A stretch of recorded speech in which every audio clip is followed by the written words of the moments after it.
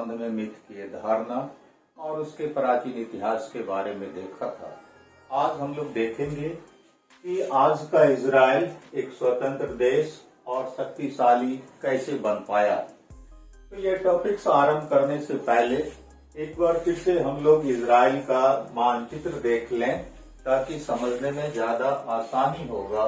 तो ये जो रेड कलर से घिरा हुआ यूं जो है आकार का, यही जो है आज का इजराइल है।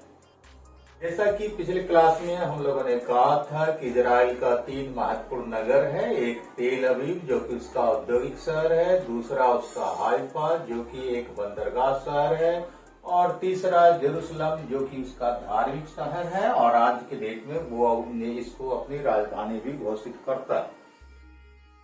और यह भी हम लोगों ने देखा था कि इजराइल के पश्चिम में भूमध्य सागर है, पूरब में ये जो ग्रीन कलर से यहाँ तक ये लाइन है, ये जॉर्डन नदी है। गोलन पहाड़ी से लेकर के नीचे में मृत सागर तक यह फैली हुई नदी है। और पूरब में एक देश के रूप में जॉर्डन है, दक्षिण पश्चिम में एक देश के रूप में मिस्र है, उत्तर में लेबनान है, उत्तर पूरब में सीरिया है, और सीरिया का ही ये जो देख रहे हैं ग्रीन आकार से घिरा हुआ कलर से, वो जो है गोलान हाइट मतलब गोलान पहाड़ी है। इसके अलावा उसके आसपास के देशों में इधर जो है पूरब दक्षिण साइड में सऊदी अरब है, यहाँ पूरब साइड में इराक है, उसके ऊपर में ईरान है, और लेबनान के ऊपर में टर्की है। तो ये उसका जो है भौगोलिक संरचना है। अब हम लोग अपने मूल टॉपिक्स पर आते हैं कि इजराइल एक स्वतंत्र और शक्तिशाली देश कैसे बन पाता है।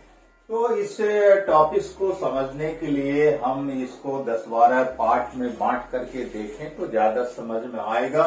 पहला है कि इजराइल के लिए आधुनिक काल में क्या प्रयास होता है, दूसरा है कि प्रथम विश्व युद्ध और उसके बाद ट्रस्टीशिप का सिद्धांत और मैंडेट सिस्टम क्या होता है, तीसरा है कि राष्ट्रवादी भावना का उदय, चौथा बाल्फोर डिक्लेरेशन, उसके बाद पलायन तेज है, ब्रिटेन की घोषणा है, यूएन का फैसला है, यहूदियों की घोषणा है, नमा में 1948 का युद्ध है, फिर है इजराइल सक्षम कैसे हो पाया, उसके बाद 11वां है 1967 का युद्ध और 12वां है 1973 का युद्ध। तो यहाँ तक देखने के लिए सबसे पहले हम लोग बात करें कि इजराइल के लिए प्रयास। तो जैसा कि हम लोगों ने पिछले क्लास में देखा था कि यहूदियों की धारणा है कि जब पूर्वी रोमन का अरब की धरती इजराइल के आसपास के इलाकों पर कब्जा हुआ तो रोमनों ने जो है यहूदियों का जो सबसे पवित्र मंदिर था सोलोमन मंदिर, उसको नष्ट कर दिया और यहूदियों के साथ काफी अत्याचार का व्यवहार किया। नतीजा ये हुआ कि यहूदियों को फिलिस्तीन अरब की धरती से भाग करके दुनिया के विभिन्न देशों में जाकर के शरण लेना पड़ा, जिसमें कि अधिकांश यूरोप में पहुंचा और जो है उसके बाद अमेरिका और शेष इधर उधर। तो ये जो है प्राचीन काल के संबंध में मतलब यहूदियों का अपने प्राचीन काल के इतिहास के संबंध में धारणा रही है। लेकिन यहाँ पर हम लोग अब देखें कि आधुनिक काल में इजराइल के लिए क्या और कैसे प्रयास होता है। तो इस टॉपिक्स पर इस पार्ट पर आने से पहले एक बात हम लोग ये जान लें कि यहूदियों के बारे में पूरी दुनिया में 2-3 जो है कुछ ऐसा फैक्ट रहा है या कहें कि विशेषता रहा है, चाहे वो फैक्ट या विशेषता आप उसको मिथक समझें या भ्रम समझें, जो भी समझें, तो 2-3 बातें यहूदियों के बारे में पूरी दुनिया में प्रचलित रहा है। पहली बात क्या है, तो पहली बात यह है कि यहूदी दिमागी तौर से काफी तेज होते हैं, उनमें प्रतिभा काफी होती है। दूसरी बात कि यहूदी काफी मेहनती होते हैं, काफी संघर्षशील होते हैं, और तीसरी बात कि यहूदी काफी विश्वासघाती होते हैं, वो इतने अविश्वसनीय होते हैं कि उन पर कहीं से यकीन नहीं किया जा सकता है। ये 2-3 तरह की धारणाएं पूरे विश्व में यहूदियों के संबंध में प्रचलित रहा। हालांकि हम लोग यह जानते हैं कि यहूदी समाज ने पूरे विश्व को एक से एक महानतम विभूति विभूति भी दिया है जिसका कर्ज मानव समाज संभवतः कभी चुका नहीं पाएगा। उदाहरण के लिए हम जान लें कि आइंस्टीन भी एक यहूदी थे। कार्ल मार्क्स जिन्होंने वैज्ञानिक समाजवाद का सिद्धांत दिया और वो भी यहूदी थे।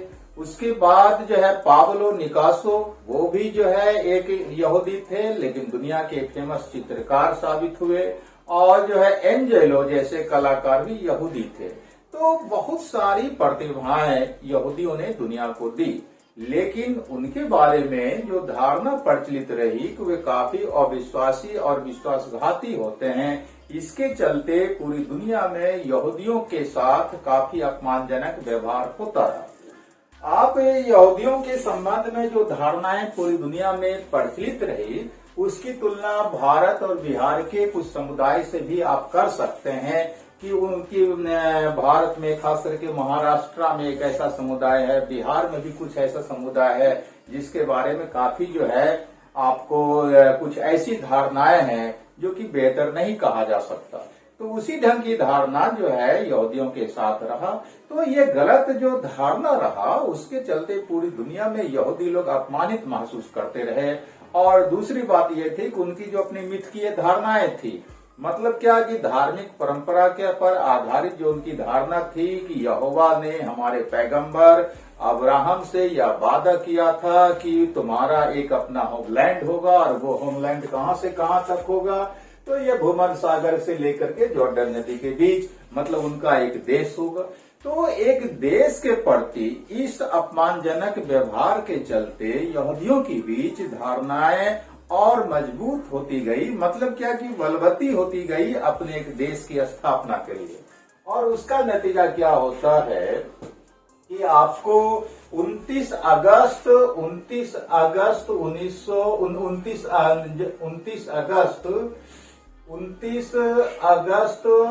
1897 आता है। इस दिन क्या होता है कि यूरोप की धरती पर एक पेशे से पत्रकार थे थियोडोर हर्जेल। तो थियोडोर हर्जेल ने एक संगठन बना रखा था यहूदियों का, वर्ल्ड जायनिस्ट ऑर्गेनाइजेशन। तो वर्ल्ड जायनिस्ट ऑर्गेनाइजेशन का उन्होंने एक मीटिंग बुलाया। हालांकि यह मीटिंग पहले प्रस्तावित था जर्मनी में, लेकिन यहूदियों के बीच ही आपसी विवाद के चलते वह मीटिंग जर्मनी में न बुला करके स्विट्जरलैंड के एक शहर वेसेल में बुलाया गया। और वेसेल में जो वर्ल्ड जायनिस्ट ऑर्गेनाइजेशन का पहला मीटिंग हुआ, उसी को फर्स्ट जायनिस्ट कांग्रेस भी कहा गया। तो ये जो कांग्रेस हुआ, उसमें जो है मुख्य रूप से 2 फैसला लिया जो है आयोजकों ने। पहला फैसला क्या लिया कि यहूदियों का अपना एक देश होना चाहिए, और वो देश वही होना चाहिए जो प्रोमिस्ड लैंड के रूप में हम लोग जानते हैं। मतलब यहोवा ने अब्राहम से जो वादा किया था कि भूमध्य सागर से लेकर के जॉर्डन नदी के बीच वाले के इलाके में तुम्हारा एक देश होगा।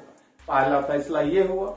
दूसरा फैसला ये हुआ कि पूरी दुनिया से यहूदी लोग जो है इस फिलिस्तीन वाले इलाके, मतलब इस क्षेत्र में पहुंचे और वहां जमीन खरीद करके बसना शुरू कर दें। ये मुख्य रूप से 2 फैसला हुआ।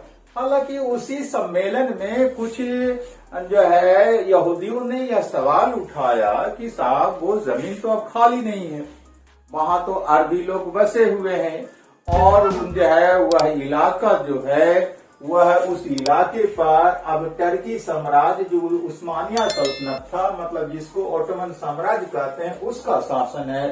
तो फिर हम लोग वहां जाकर के बस कैसे सकते हैं।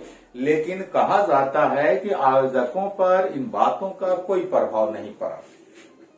अब सवाल उठता है कि जो 2 फैसला लिया, प्रथम जो है सो कांग्रेस में यहूदियों ने, उसको लागू कैसे किया जाएगा। तो लागू करने के लिए 1901 आता है, का वर्ष आता है। इस वर्ष यहूदियों ने फैसला लिया कि हम अपने फैसले को लागू करने के लिए जो है एक फंड का जो है सो गठन करें। तो उसके लिए एक फंड का उन लोगों ने गठन किया जिसका नाम रखा जूइश नेशनल फंड।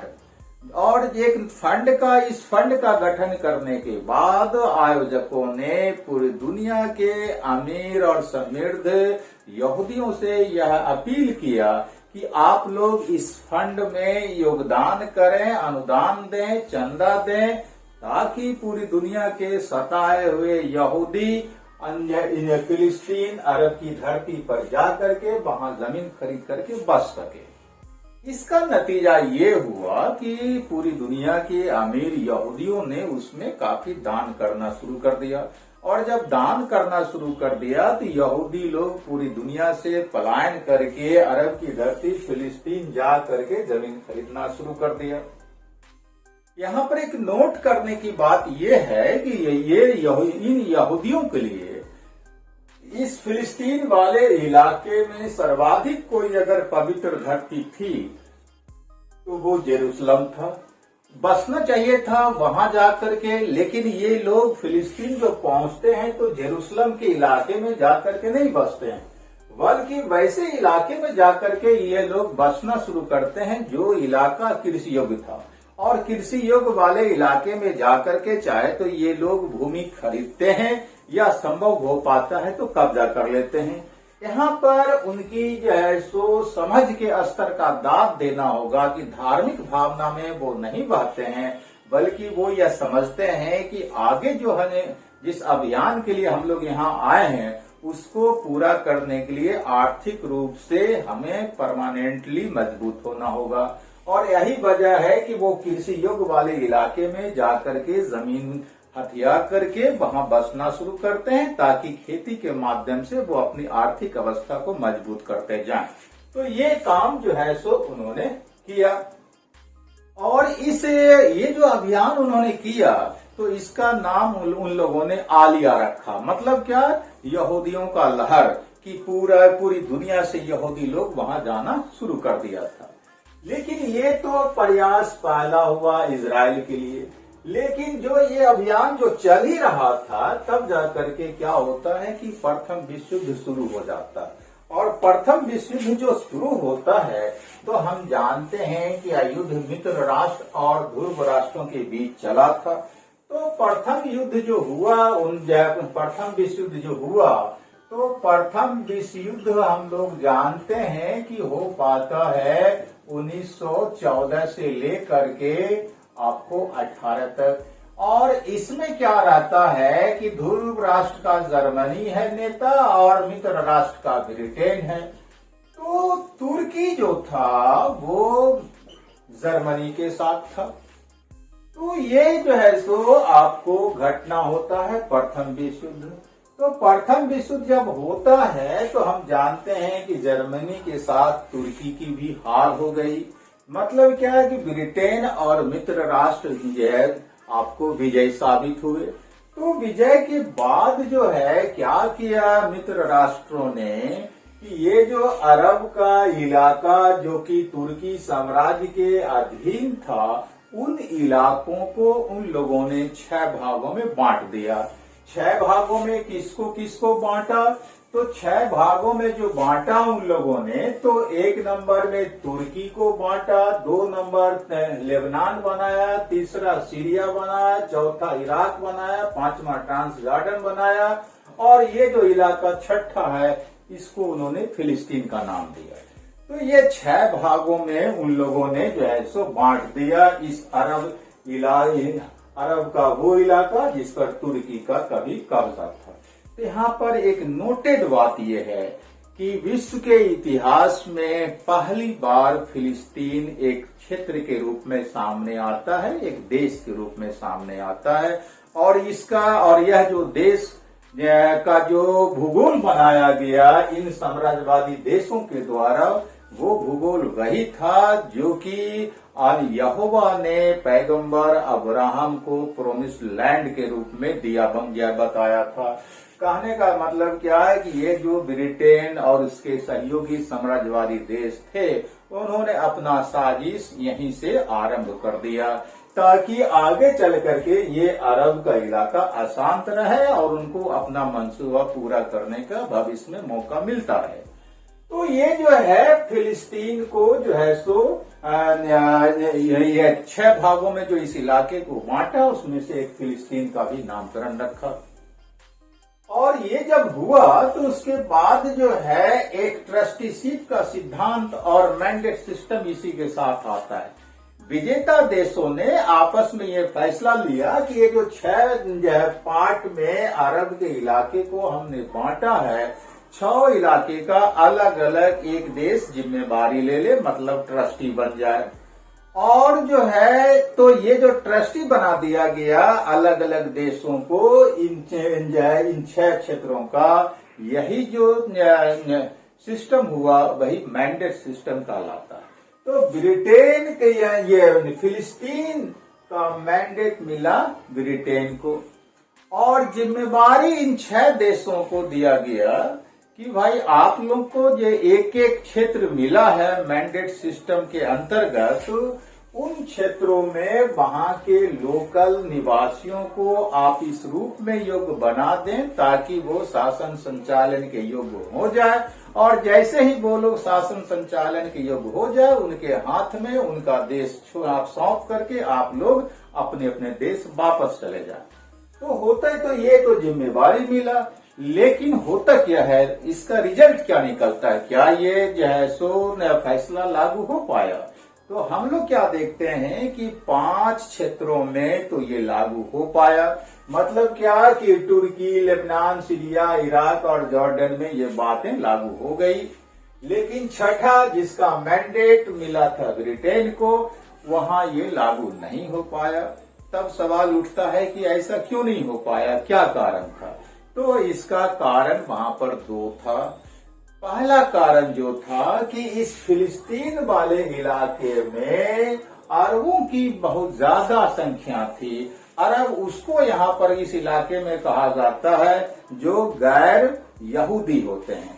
तो अरबों की बहुत ज्यादा यहाँ संख्या थी। और दूसरा जो कारण था कि इस समय तक आते आते यहूदियों ने अपनी समृद्धि और योग्यता के बल पर पूरी दुनिया की राजनीति में अच्छा प्रभाव डालना शुरू कर दिया था, खास करके यूरोप की राजनीति में।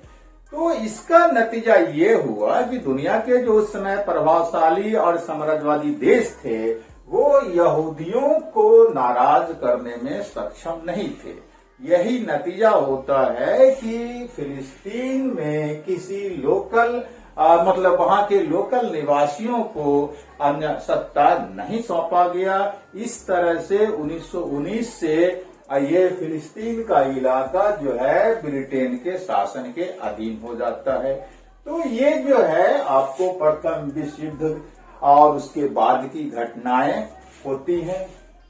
उसके बाद आता है आपको राष्ट्रवादी भावना का उदय, तीसरा पॉइंट। तो जब प्रथम विश्व युद्ध समाप्त होता है तो अरब की धरती पर एक नई हवा चल पड़ती है। वो नई हवा क्या है कि वहां राष्ट्रवादी भावना का उदय हो जाता है। और राष्ट्रवादी भावना का जब उदय होता है तो 2 कॉर्नर से 2 तरह की मांग शुरू हो जाती है। अरबों की ओर से यह मांग होने लगा कि भाई हमको एक स्वतंत्र देश के रूप में छोड़ करके आप लोग बांध जाए, अपने अपने देश चले जाएं, मतलब हमको एक स्वतंत्र देश बना दें। अरबों की यह जो है सो मांग उठ गई। दूसरी तरफ यहूदियों ने भी चिल्लाना शुरू कर दिया कि हमारे लिए भी एक होमलैंड का निर्माण जेरूसलम में कर दिया जाए। यहाँ पर ध्यान रखना है कि यहाँ पर वो लोग इजराइल की मांग नहीं करते हैं होमलैंड के रूप में, बल्कि जेरूसलम जो कि उसकी नजर में धार्मिक महत्व का इलाका था, उस वहां की मांग करता है ये लोग कि जेरूसलम को एक होमलैंड यहूदियों के लिए बना दिया जाए। तो ये जो है राष्ट्रवादी भावना का उदय वहां पर होता है प्रथम विश्व युद्ध के समाप्त होते होते। उसके बाद तब चौथा पॉइंट आता है बालफोर डिक्लेरेशन 1917। तो होता क्या है कि ये जो प्रथम विश्व युद्ध चल रहा था, तो प्रथम विश्व युद्ध में विश्व के विभिन्न इलाकों से मदद पाने के उद्देश्य से अंग्रेजों ने अलग अलग क्षेत्रों में अलग अलग वादा करना शुरू कर दिया था। उसका उदाहरण हम लोग अपने भारत के इतिहास में भी देखते हैं कि अंग्रेजों ने कांग्रेस से मदद लेने के लिए कांग्रेस को यह एहसास करा दिया था कि प्रथम विश्व युद्ध समाप्त जब होगा तो हम आपके स्वशासन के बारे में कुछ सोच सकते हैं। नतीजा क्या है कि गांधी जी ने जो है कांग्रेस की ओर से समर्थन देने की घोषणा कर दी प्रथम विश्व युद्ध में, और मुस्लिम लीग समर्थन देने के लिए तैयार नहीं था। कारण था कि ये जो तुर्की जिसके खिलाफ प्रथम विश्व युद्ध में ब्रिटेन था, तो तुर्की का जो उस समय सुल्तान शासक होता था वो दूसरी तरफ पूरी दुनिया के इस्लाम के मानने वालों का धर्मगुरु भी होता था, खलीफा भी होता था। तो इसके चलते मुस्लिम लोग अंग्रेजों का समर्थन करने के लिए तैयार नहीं थे।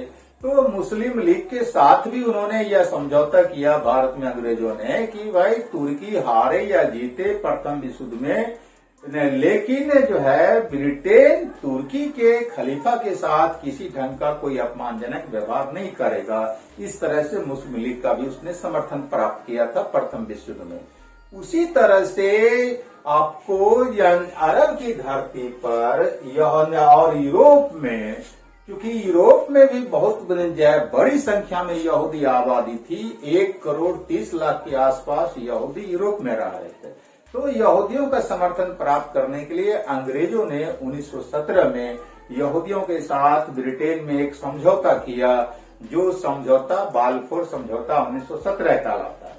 और उस समझौते की शर्तों की घोषणा करते हुए ब्रिटेन के विदेश मंत्री जेम्स बाल्फोर ने 1917 में घोषणा किया कि यदि प्रथम विश्व युद्ध में ओटोमन साम्राज्य मतलब कि तुर्की का उस्मानिया साम्राज्य पराजित होता है और ब्रिटेन विजयी होता है, तो फिलिस्तीन के इलाके में यहूदियों के लिए एक देश इजराइल को स्थापित ब्रिटेन करने में मदद करेगा। तो ये जो घोषणा किया वही घोषणा बाल्फोर डिक्लेरेशन 1917 कहलाता है। इसका नतीजा हुआ कि यहूदियों का प्रथम विश्व युद्ध में भारत की तरह ही समर्थन मिल गया अंग्रेजों को। लेकिन जब युद्ध समाप्त हुआ तो अंग्रेजों ने ये वादा पूरा नहीं किया। वादा पूरा नहीं किया मतलब क्या कि इन यहूदियों के लिए फिलिस्तीन के इलाके में एक स्वतंत्र देश बना करके नहीं दिया यहूदियों को।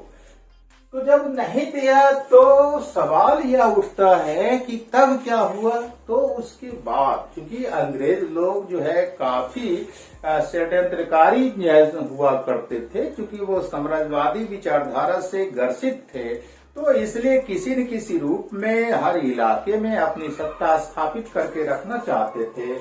उसका नतीजा क्या होता है कि वो लोग यहूदियों को अपने पक्ष में बनाए रखने के लिए यह कहते हैं कि साहब देखिए, अभी फिलिस्तीन में आपके लिए हम एक स्वतंत्र देश बना करके नहीं दे सकते हैं।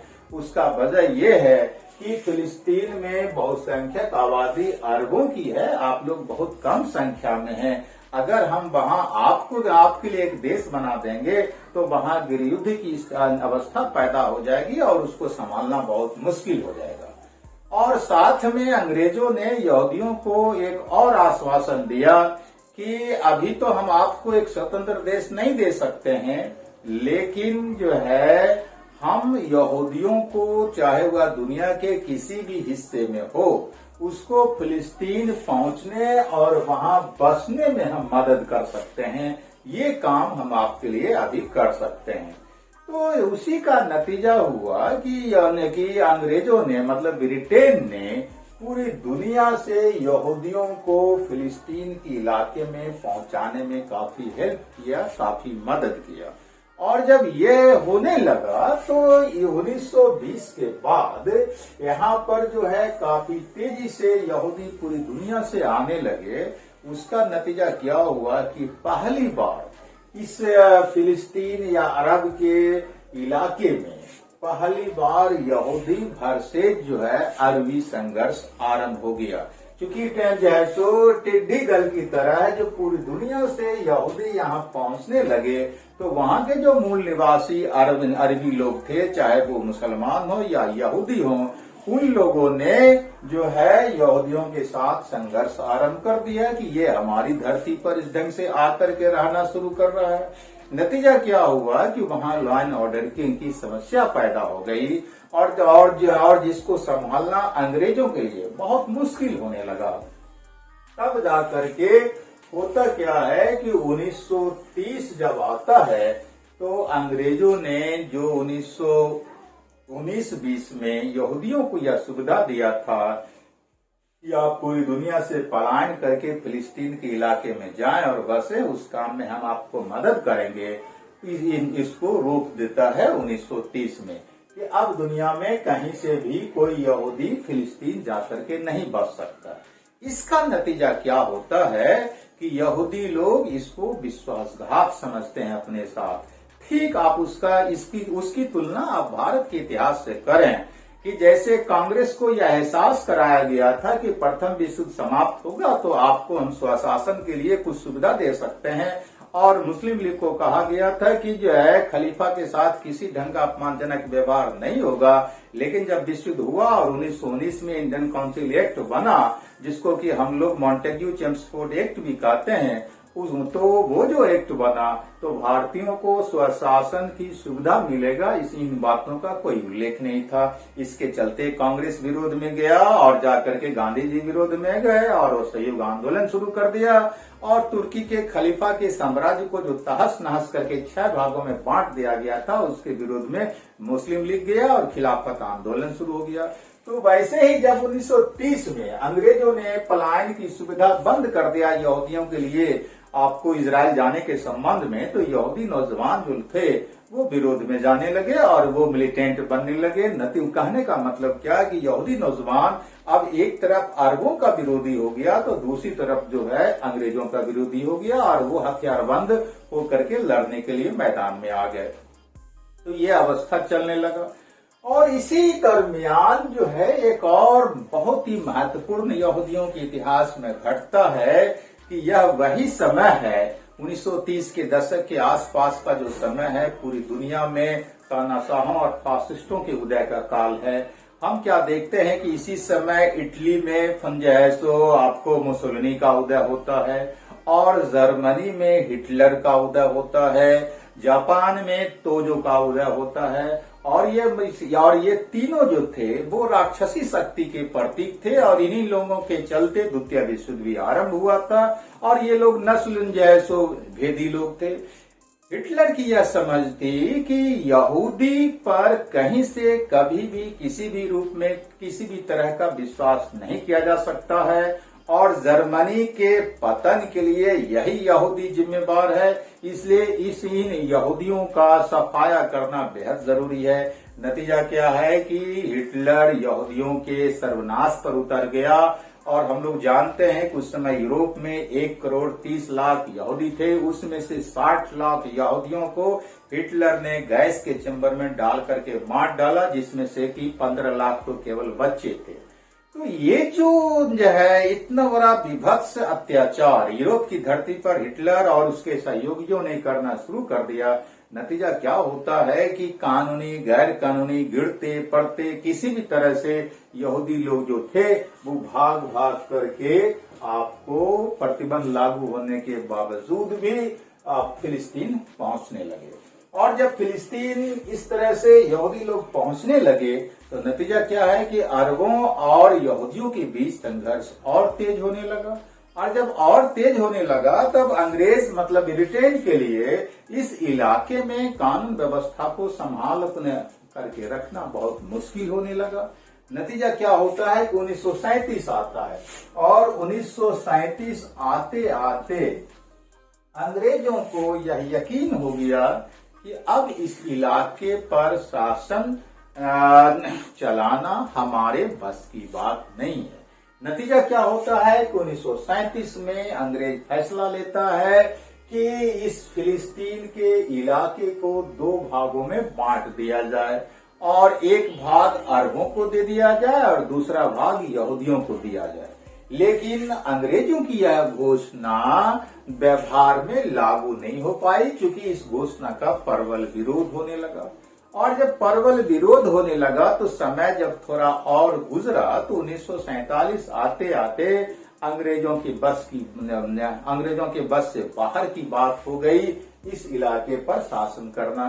कारण कि जो द्वितीय विश्व युद्ध हुआ था 1939 से लेकर के 1945 तक, इस युद्ध में ब्रिटेन जो है विजय होने के बावजूद भी बुरी तरह से कमजोर हो गया था। वह अंदर से इतना खोखला हो गया था कि दुनिया के अब बहुत बड़े हिस्से पर शासन संचालन करना उसके बस की बात नहीं थी। जैसा कि हम लोग भारत में भी देखते हैं कि प्रथम विश्व युद्ध जब समाप्त हुआ तो अंग्रेजों को यह घोषणा करना पड़ा था कि अब हम भारत को छोड़ करके ब्रिटेन चले जाएंगे। वैसे ही 1947 आते आते अंग्रेजों ने वहां यह घोषणा कर दिया कि अब हम फिलिस्तीन पर शासन नहीं करेंगे, हम अब जो है अपने देश वापस जाते हैं और यहाँ जो फिलिस्तीन के इलाके में यहूदियों और अरबों के बीच का जो मामला है, विवाद है, उस विवाद को हम संयुक्त राष्ट्र संघ ले जाते हैं। और हम लोग जानते हैं कि 1945 में संयुक्त राष्ट्र संघ की स्थापना हो गई थी। तो नतीजा क्या होता है कि ब्रिटेन ने घोषणा कर दिया कि फिलिस्तीन के इलाके को हम छोड़ने जा रहे हैं और यहाँ जो विवाद का मामला है वो संयुक्त राष्ट्र संघ में हम पहुंचा देते हैं। और जब ये मामला हुआ तो संयुक्त राष्ट्र संघ में जब यह मामला जाता है तो संयुक्त राष्ट्र संघ ने जो है आपको फैसले ये मामला जाता है तो उसके बाद करता क्या है संयुक्त राष्ट्र संघ कि फिलिस्तीन के इलाके को द्विराष्ट्र सिद्धांत के आधार पर जो है बांटने की घोषणा करता है। द्विराष्ट्र सिद्धांत जैसे कि भारत के संबंध में अंग्रेजों की समझ थी कि भारत को दो भागों में बांट देना है, मुसलमानों के लिए पाकिस्तान, हिंदुओं के लिए हिंदुस्तान। तो ये जो द्विराष्ट्र का सिद्धांत था वही सिद्धांत यहाँ संयुक्त राष्ट्र संघ ने यहाँ के लिए फैसला लिया। कुंज की जो है एक इलाका लगभग जो है 60% का इलाका यहूदियों के लिए, ये अरबों के लिए होगा, 40% का इलाके का आसपास जो है आपको यहूदियों के लिए होगा जो कि इजराइल होगा। तो ये फिलिस्तीन और इजराइल के बंटवारा का फैसला संयुक्त राष्ट्र संघ ने लिया। साथ ही कहा कि ये जो जेरूसलम है, क्योंकि यह तीनों ही धर्मों का पवित्र स्थल है, हम लोग पिछले क्लास में देख चुके हैं कि मुसलमानों की भी यह कर्म भूमि है, अंग्रेजों के मतलब ईसाई धर्म की भी यह कर्म भूमि है और यहूदी की तो यह जन्मभूमि है। तो इसके चलते दो धर्मों की कर्म भूमि और एक तीसरे धर्म की जन्मभूमि होने के चलते संयुक्त राष्ट्र संघ ने कहा कि यह एक अंतर्राष्ट्रीय शहर होगा और इसका देखभाल संयुक्त राष्ट्र संघ करेगा। तो ये जो है फैसला हुआ। इस फैसले को तुरंत जो है यहूदियों ने स्वीकार कर लिया और घोषणा कर दिया 14 मई 1948 जब आता है, 14 मई 1948 जब आया तो यहूदियों ने अपने लिए एक स्वतंत्र देश इजराइल की घोषणा कर दी। मतलब क्या है कि यह वो दिन है यहूदियों के लिए जिस दिन का सपना वो पिछले 4000 साल से देख रहा था कि हमारा एक होमलैंड होगा और वो जो होमलैंड होगा वो प्रोमिस्ड लैंड ही होगा। तो उसको साकार रूप यहूदियों ने किया 14 मई 1948।